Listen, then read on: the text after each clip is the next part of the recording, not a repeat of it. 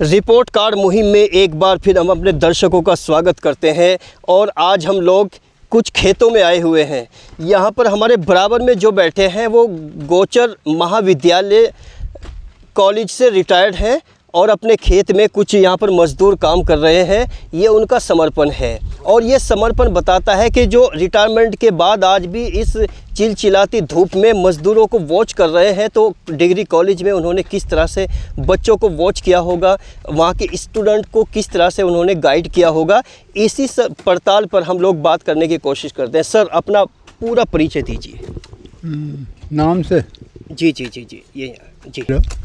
My name Hindi में बताइए। हाँ, मेरा नाम सीताराम पंवार, पहनसू गांव और Saharanpur district, UP. Sir, degree college से आप रिटायर्ड प्रोफेसर हैं, तो कौन सा डिग्री कॉलेज है, कब आपका अपॉइंटमेंट हुआ है, रिटायरमेंट कब हुआ है, पहले ये बताइए। ये जब मैंने ज्वाइन किया तब हमारा डिग्री कॉलेज नया ही डिग्री कॉलेज था।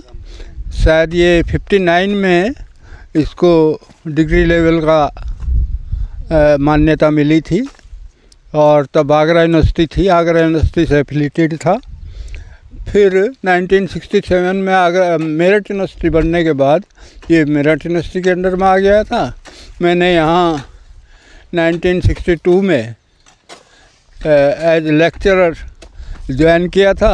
अच्छा, उस समय क्या क्वालिफ़िकेशन हुआ करती थी एक प्रोफेसर बनने के लिए? मास्टर्स डिग्री अपने सब्जेक्ट में, उसके बाद कम से कम सेकंड डिवीज़न और 55 मार्क्स %। अच्छा, मास्टर डिग्री के बाद जैसे एमफिल या पीएचडी वगैरह उनकी ज़रूरत नहीं थी? No, nothing like that.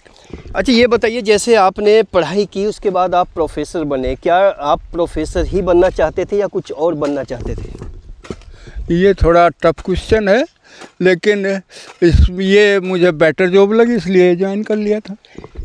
उस समय जब डिग्री कॉलेज, आप उत्तर प्रदेश के, अभी ऑफलाइन हमसे बात कर रहे थे, उत्तर प्रदेश में हम हैं, उत्तर प्रदेश के ज़िला सहारनपुर में है, तो ये बताइए कि यहाँ जो डिग्री कॉलेज का माहौल हुआ करता था 60 से 90 के दशक के बीच, तो वो क्या माहौल हुआ करता था, उसको भी तफसील से बताइए हमारे सुनने वालों को।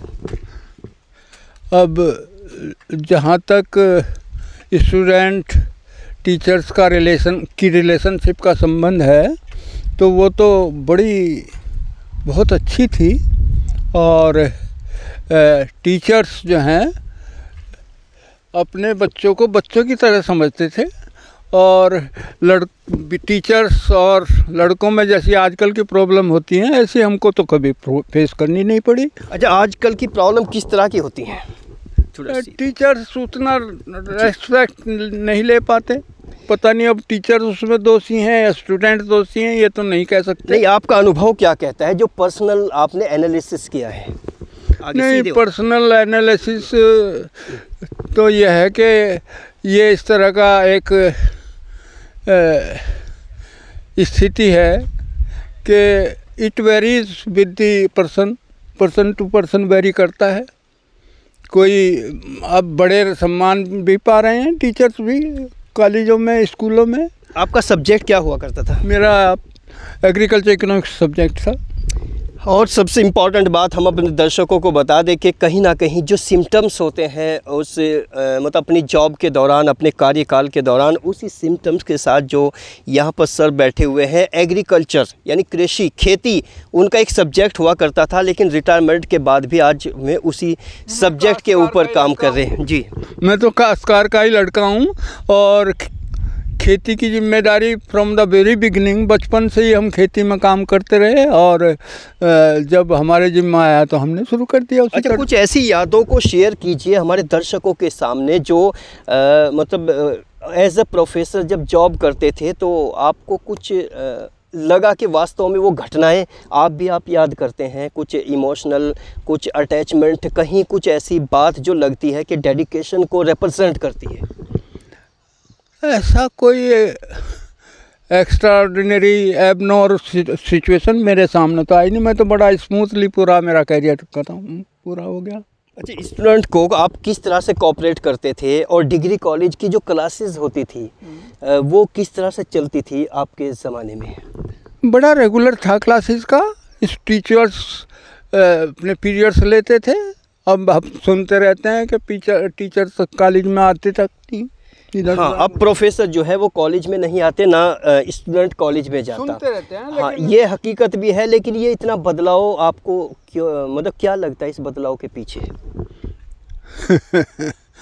बदलाव के पीछे तो बहुत से फैक्टर्स हैं।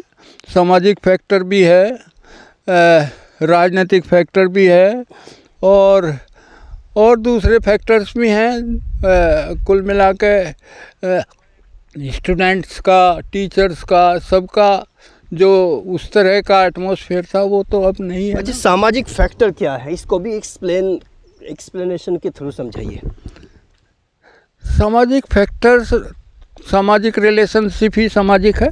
नहीं, सामाजिक फैक्टर जो स्टूडेंट आज डिग्री कॉलेज से गायब है, नदारद है, तो इसमें सामाजिकता जो है वो किस तरह से अपना प्रभाव डाला है उसने, ये भी बताइए थोड़ा। ये समझ से अभी बाहर जा रही है बात। आपने कहा ना कि सामाजिक फैक्टर है, राजनीतिक फैक्टर है, तो इन फैक्टर्स को अलग अलग तरह से समझाइए कि सामाजिक फैक्टर किस तरह से है जी। हर आदमी परिवार से शुरू होता है और परिवार में पेरेंट्स और बच्चों का रिलेशनशिप होता है, तो वो लगभग अब चेंज हो चुका। अब अपने पेरेंट्स की मुझे लगता नहीं, ज़्यादातर बच्चे ऐसे हैं जो उतनी रेस्पेक्ट, उनका आदर भाव उतना नहीं कर पाते, बचपन से ही बदल जाते हैं। अच्छा, बच्चे कहाँ रहते हैं आपके? बच्चों के बारे में बताइए। बच्चे थोड़ा सीधे हो जाइए। इस मामले में भी मैं लकी हूँ। बस 2 बच्चे तो सर्विस करते हैं, एक ये यहाँ है और ये भी अपना काम करता है, खेती में ही देखता हूँ। अच्छा, बच्चे गांव में ही रहते हैं या बाहर भी रहते हैं?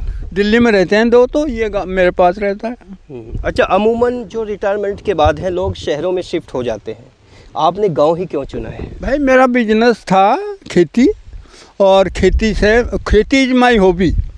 खेती करना मुझे अच्छा लगता है। मैं अगर यहाँ खेत ना हूँ किसी दिन तो थोड़ा सा संतुष्ट सा नहीं हो पाता। अच्छा, उन लोगों के बारे में क्या कहेंगे जिनके पास खेती भी है, गांव में मकान भी है, घेर भी है, सब कुछ है, लेकिन उसके बावजूद भी वो शहर के किसी रूम में एक कोने में बैठ के अपनी टीवी देखते रहते हैं पूरे दिन? मतलब सामाजिकता कहीं ना कहीं गायब नज़र आती है। तो ऐसे लोगों के लिए आपका क्या संदेश है? नहीं, उसके लिए तो असल में शहर में जाने के लिए गांव जो छोड़ रहे हैं वो लोग छोड़ रहे हैं और वहाँ जाकर रह रहे हैं, एक कोने में बैठे हैं, जिनकी इकोनॉमिक बैकग्राउंड इतनी अच्छी है कि वहाँ बैठ कर खा सकते हैं।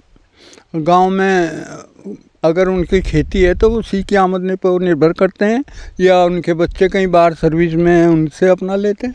नहीं, एक जैसे गांव में मान लिया दुकानदार हैं जो गांव के, अब वो गांव के दुकानदार हैं और भी बहुत सारे लोग हैं जो एक दूसरे पर डिपेंड हैं, इंटरडिपेंडेंस जिसको कहते हैं, लेकिन वो लोग रिटायरमेंट के बाद उनके बच्चे, उनकी फैमिली शहरों में शिफ्ट हो गई। जो गांव वालों को बेनिफिट होना था, छोटे तबके को या फिर छोटे बिजनेसमैन को, तो वो बेनिफिट तो उनको होता नहीं। तो इस पर रोशनी डालिए, क्या कहना चाहिए? नहीं, अब आपने ये जो छोटा और बड़ा तबका कहा ना, अब हमारे ये हमारे नौकर जो हैं ये एससी हैं, और इनमें से भी ज़्यादातर बहुत थोड़े लोग हैं जो खेती में काम कर रहे हैं, वरना तो सुबह साइकिलों पे, मोटरसाइकिलों पे सहारनपुर में या सिटीज़ में जाते हैं और वहीं मजदूरी करते हैं, या किसी की दुकान है, कोई दुकान पे नौकर है, तो यहाँ से लेबर जो है। नहीं, ये गांव से माइग्रेशन क्यों हुआ है, इसकी वजह क्या है? मतलब जबकि काम तो गांव में भी है। नहीं, गांव का जो वो है वहाँ वेजेस हायर हैं सिटीज़ में। तो गांव में किसान ने उस तरह की मजदूरी को क्यों बढ़ावा नहीं दिया जो उनको शहर में मिलती है? भाई ये खेती जो है अब मेरी हॉबी इसलिए कर रहा हूँ, वरना तो आगे इसको कोई नहीं करेगा। ऐसा क्यों लगता है? ऐसा इसलिए लगता है कि मैं संक्षेप में इस तरह से बताऊँ आपको कि एक चाय की दुकान वाला शहर में इकोनॉमिकली बेटर है गांव में एक बड़े काश्तकार से। उसकी आमदनी ज़्यादा है और वो जो आजकल का ट्रेंड है वो ज़्यादा लग्जरीज एंजॉय कर रहा है। तो इसके पीछे कहीं मतलब कुछ गवर्नमेंट फैक्टर्स भी हैं, पॉलिटिकल फैक्टर्स भी हैं, या क्या है? फिर मैंने बताया था आपको कि थोड़ा डिटेल बताइए। डिटेल मीन्स मतलब थोड़ा विस्तार से बताइए उस बात को जी। आ जाइए, आप भी आ जाइए। क्या कृषि नीति ठीक नहीं है? कृषि नीति तो अब कृषि नीति आप भी बताइए कुछ। फसल का दाम सही से नहीं मिलता, फसलों का सही तरीके से खपत नहीं हो पाती, इस करके। जी क्या कह रहे हैं? मैं इससे बिल्कुल सहमत नहीं कि खपत नहीं हो पाती और ये नहीं हो पाती, लेकिन खेती आप केवल हिंदुस्तान को ही मत रखिए। खेती की जब बात करते हैं, दुनिया में कहीं भी जाओ, जो काश्तकार है वो दूसरे तबकों से, बिजनेसमैन से पीछे है। और उसकी वजह यही है कि इस बड़ा स्लो प्रोसेस है, बड़ा स्लो प्रोसेस है। अब आपने फसल ये बो रखी है, 1 साल में इसकी आमदनी होगी। अब ये चली गई मिल वाले के, अब हमने गन्ना डाल दिया, अब वो 1 साल बाद पेमेंट करेगा। तो उसके लिए तो आंदोलन होते हैं, धरने प्रदर्शन होते हैं कि लेकिन कोई सलूशन क्यों नहीं निकल पाता? अब कुछ एक तो इस तरह की प्रॉब्लम है कि जैसे यूपी को आप लीजिएगा तो यहाँ ये चाहते हैं ज़्यादा से ज़्यादा इंडस्ट्री आ जाए। पॉपुलेशन का समाधान तो एम्प्लॉयमेंट ही है, लेकिन अब यहाँ इंडस्ट्री से भी, इंडस्ट्रियलिस्ट से भी इनको थोड़ा सा ये समझो कि उनको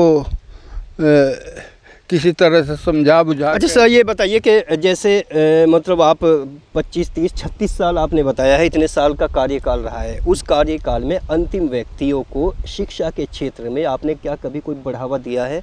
अगर दिया है तो कैसे दिया है? उन लोगों को वो जो अंतिम व्यक्ति गांव में आसपास के जो आपके टच में लोग होंगे, अंतिम व्यक्ति का मतलब जो बेसहारा लोग थे, जो आपसे उम्मीदें रखते थे, ऐसे लोगों के लिए क्या आप आए उनको हमने सही गाइड किया कि भाई यहाँ अप्लाई करो, वहाँ मिलो, उनसे करो, ये सब जो उसमें कोई ऐसा नाम बता सकते हैं जो आपकी डायरेक्शन से आज अच्छे मुकाम पे अपनी जिंदगी जी रहे हैं? एक लोग रिटायर भी हो चुके जो हमारी डायरेक्शन। नाम बताइए कोई। इलम सिंह कम्हेड़ा गांव का है। अच्छा, कौन से समाज से थे? ये भी गुजरी था और हमारा रिलेशन में भी था। इसको हमने इसमें मंडी समिति में सर्विस दिलाई थी और वो पूरा हुआ। एक हमारा जी, आप बेटे हो, आप भी चलते चलते क्या कहना चाहेंगे? बिल्कुल, अपने जो पापा जी, पिताजी बैठे हैं, एज ए प्रोफेसर उन्होंने बात की है, खेती कर रहे हैं, तो खेती पर आज की रोशनी डालिए एक लाइन में। खेती क्या है? खेती बढ़िया चीज़ है, इसमें अच्छा जीवन यापन हो, ईमानदारी का काम है। बहुत ही अच्छा है। मैं तो 2 ही बिजनेस अच्छे समझता हूँ। पुश्तैनी काम है और इसे हम करते रहेंगे आगे भी ऐसे ही। कठिनाइयाँ हैं इसमें, सरकार की इस तरीके की नीतियाँ हैं जिससे किसान को फ़ायदा कम पहुँचता है। थोड़ा इसमें सुधार होना चाहिए। लेकिन किसान तो देश की सबसे बड़ी ताकत होती है। जिस पॉलिसी जो किसान के विरुद्ध पॉलिसी लगती है तो किसान एक साथ जुट होकर उसको उखाड़ क्यों नहीं फेंक? नहीं, देखो हम इस तरीके के किसान तो हैं नहीं, हम तो अपनी खेती तक ही सीमित हैं। उखाड़ फेंकने वाले तो वो दूसरे किसान हैं। नहीं, जो आंदोलन कर रहे हैं वो कोई और हैं, और जो आप यहाँ पर हम तो अपने काम से तक सीमित हैं। बस ये है कि अच्छी नीतियाँ बदलनी। जो किसान आंदोलन चल रहा है या चलते रहते हैं, जो किसान धरने पे जाते हैं, अपनी मांगों को पूरा करते हैं, तो आप क्या उनमें शामिल होते हैं? अगर होते हैं तो क्यों नहीं होते? नहीं, हमारे पास इतना टाइम नहीं, हम तो अपने जीवन निर्वाह के चक्कर में लगे रहे। थोड़ी और ये रिटायर्ड डिग्री कॉलेज से प्रोफेसर और उनके बेटे जो हमसे यहाँ पर बातचीत कर रहे थे, और आपने हमारे विजुअल्स कैमरे के माध्यम से देखा है कि पीछे कुछ मज़दूर भी काम कर रहे थे, उनको लगातार वॉच कर रहे थे। लेकिन हम जैसे डोर टू डोर जा रहे हैं, खेतों में जाते हैं, किसान और मज़दूर, इन दोनों तबकों से हम लोग बात करते हैं, तो कहीं ना कहीं वेस्ट यूपी और ज़िला सहारनपुर में जो किसान है, और वहाँ का जो किसान है वो बहुत सारी चीज़ों को लेकर कन्फ्यूज्ड है। उसमें बहुत सारी चीज़ें क्लैरिफाई वो कर पाने में नाकाम होता है। और जब बहुत फैक्ट पे बात होती है, मुद्दे पे बात होती है और तथ्यों पे बात होती है, तो कहीं ना कहीं वहाँ एक हेजिटेशन सा हमें नज़र आता है और बहुत बेबाकी और विदाउट हेजिटेशन कॉन्फिडेंटली अपनी बात को रख पाने में कहीं ना कहीं एक नाकामी सी नज़र आती है। और इसकी वजूहात क्या है, इसके रीज़न्स क्या है, ये तो रिपोर्ट कार्ड देखने वाले सभी लोग अपने कमेंट सेक्शन में हमें बता सकते हैं। हमारी इस रिपोर्ट पर अपनी राय ज़रूर दीजिए। बने रहिए एन एक्सप्रेस के साथ। मैं मोहम्मद अकरम अपने साथी आस मोहम्मद के साथ विदा लेता हूँ। आदाब, नमस्कार, धन्यवाद।